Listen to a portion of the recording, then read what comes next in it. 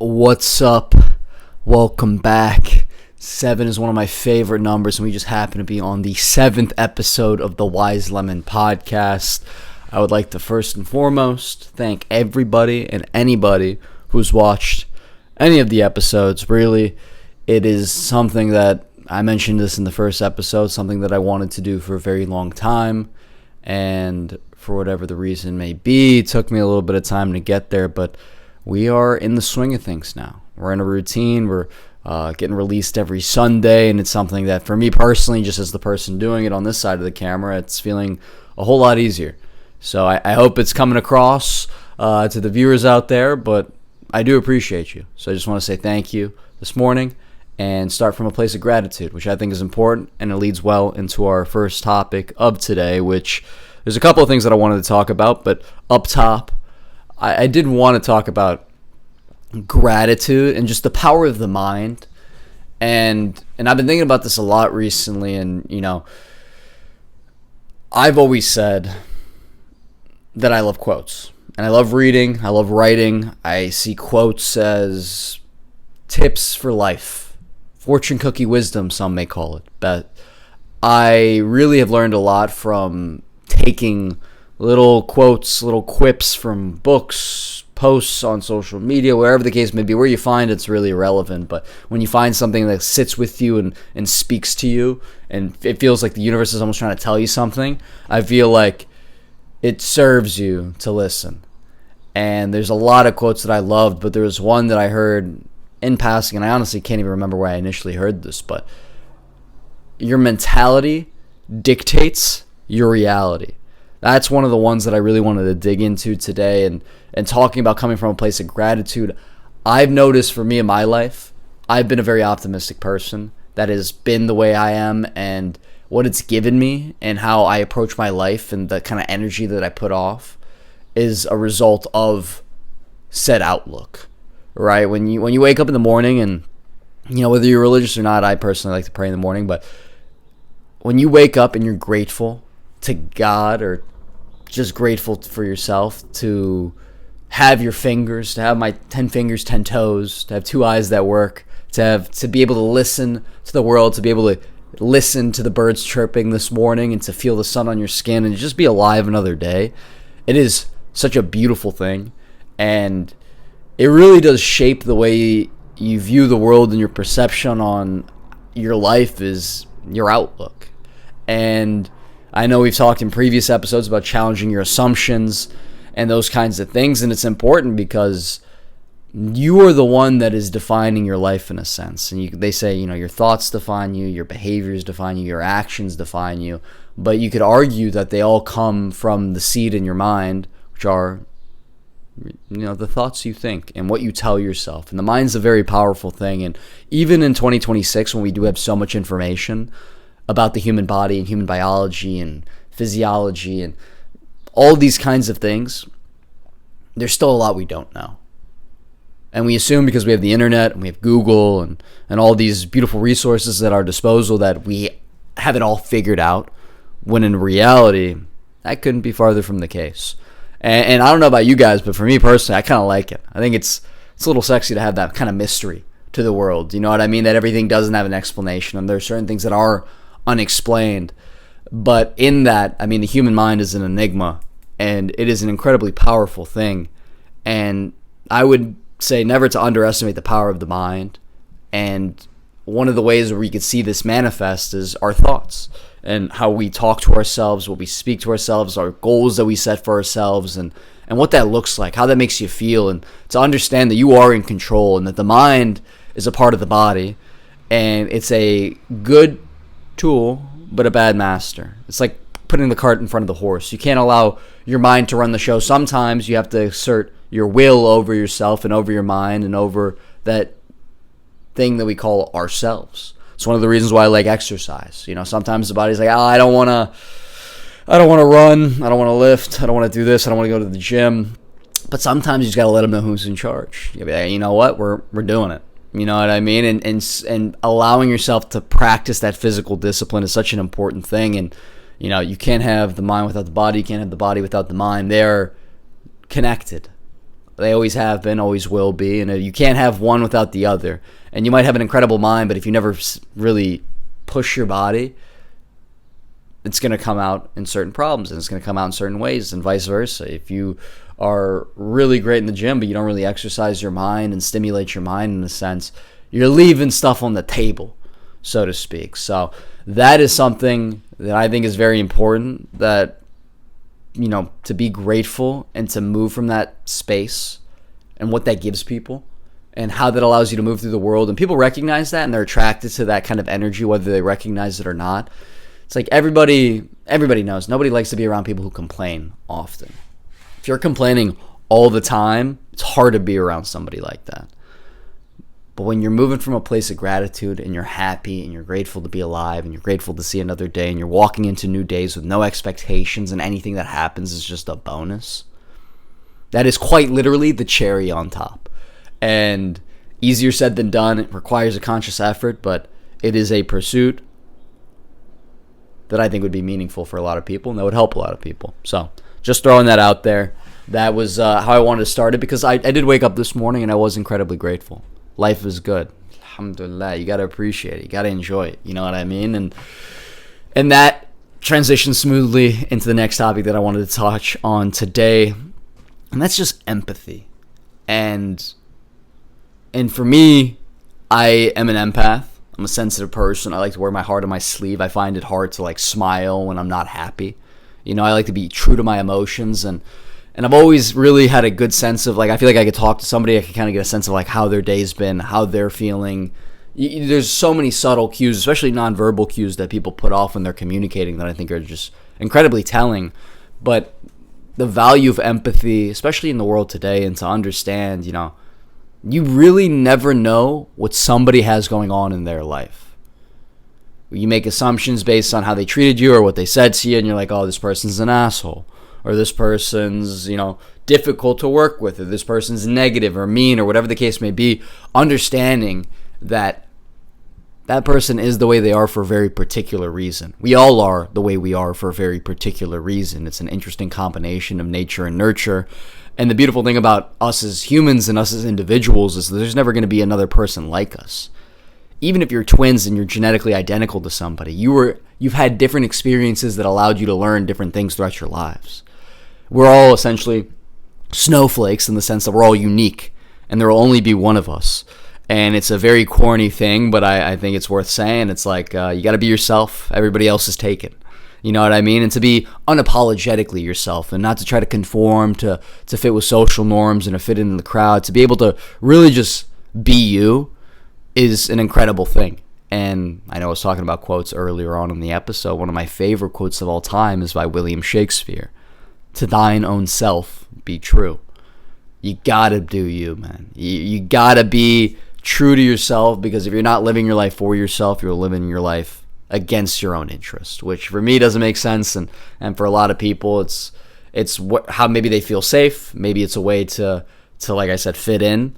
But at the end of the day, you're doing yourself a disservice if you're not as genuine and as authentic and as you as possible.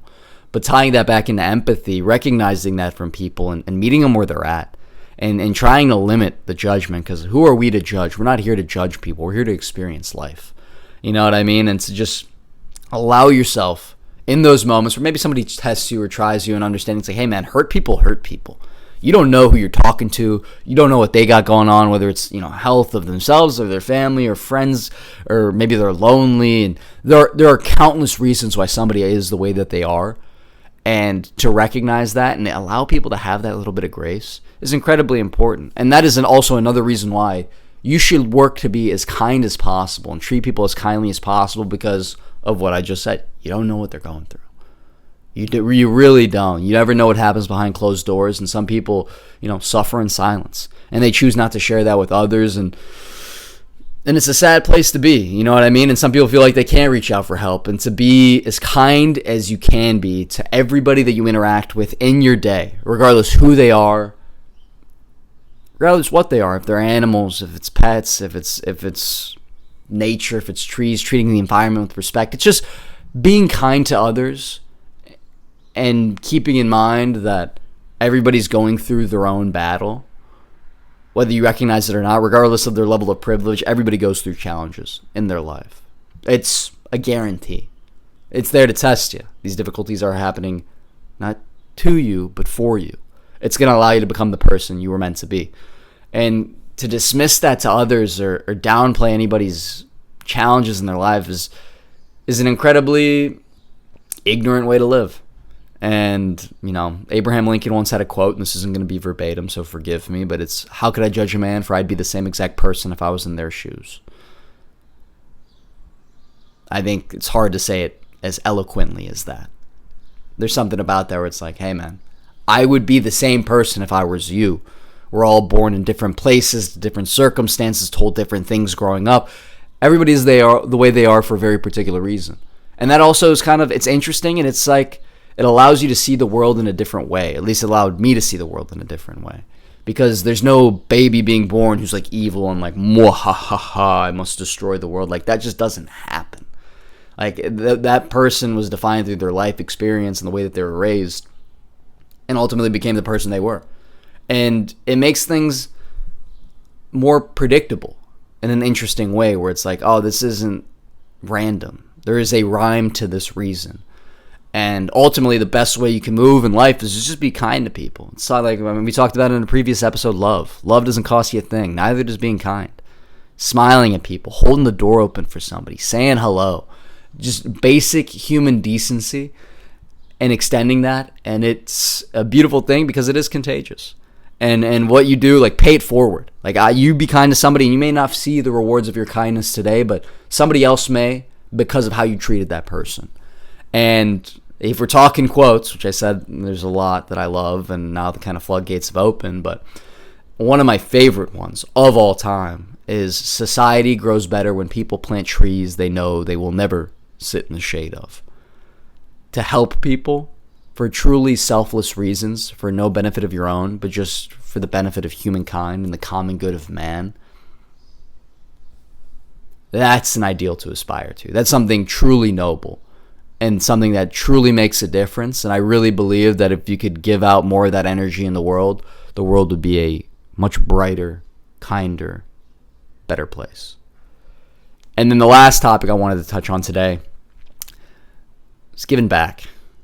During Ramadan, most recently, I was thinking about a lot of things, and I had a lot of self-reflections about my life, my experience, and how I wanted to move forward as a result of that. And one of them was, I felt like there was a gap or something missing, maybe a missing puzzle piece in my life. And it's like, you go to work, I'd hang out with my friends, I'd exercise, and I'd play squash and soccer with my brother, who I love very much, and a lot of other things. And it felt like, between work and this and that there was just something, I couldn't quite put my finger on it for a while, like missing. Like, what am I doing? Why do I feel this way? And what I ultimately came to and understand was, a lot of the times it was me.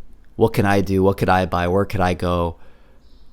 And I assume I'm not the only person who's been in that kind of position, but I recognize that it is a little bit selfish in the sense that when you are your primary concern at all times, you're really not leaving much room for anybody else.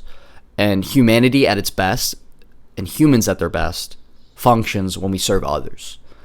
And I was almost a little bit ashamed and sad that it took me as long as it did to recognize this, but like, the value of community service, of giving back and to truly help others and give the most valuable resource you have, which is your time, that was the eureka moment where I was like, that is what has been missing. And that is what I need to do more of. And I've been working to address those gaps, and still very early in that process, but I could tell you firsthand, it makes all the difference. Helping people is never the wrong move. Operating in a place where you're putting yourself in the passenger seat and you're allowing other people's needs to come before your own, that is truly a purposeful act. And in a life and in a time where there's a lot of activities to do that may be not devoid of purpose, but in the sake of entertainment, there is something about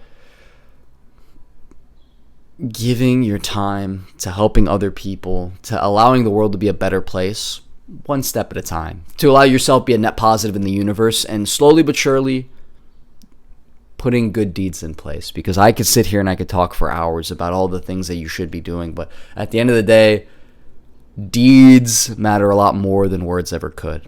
Actions speak louder than words. To actually do these things and to put into practice is an incredibly rewarding activity. And I highly recommend anybody who's thought about it, or even if you haven't thought about it, to give it a think, because it is one of those things that does genuinely make an incredible impact, not only on your life, but on those that you're helping. And that's the thing about it. It is almost selfish too, because you do get a personal gain and a personal satisfaction from the act of helping others. So think about it. Think about maybe a charity that you like to get involved with. Maybe there's a local group in your community that picks up garbage in the parks, where maybe there's a local animal shelter that you could go and volunteer and help people out. There's a lot of different really great organizations out there that are doing incredible work, and a lot of the times they don't have the marketing budgets to really allow that to be known and to adequately advertise themselves to the world. But like, if you are curious and you do the research, you will find these places where you can do an immense amount of good. So those are a few of the things that I wanted to talk about today, and just kind of in summary, in closing, being empathetic, understanding where people are coming from, trying to meet them where they're at, moving through the world with a positive mindset, being grateful. Your mentality dictates your reality, being very conscious of the thoughts you tell yourselves and the thoughts that you think, because they do in a way define you.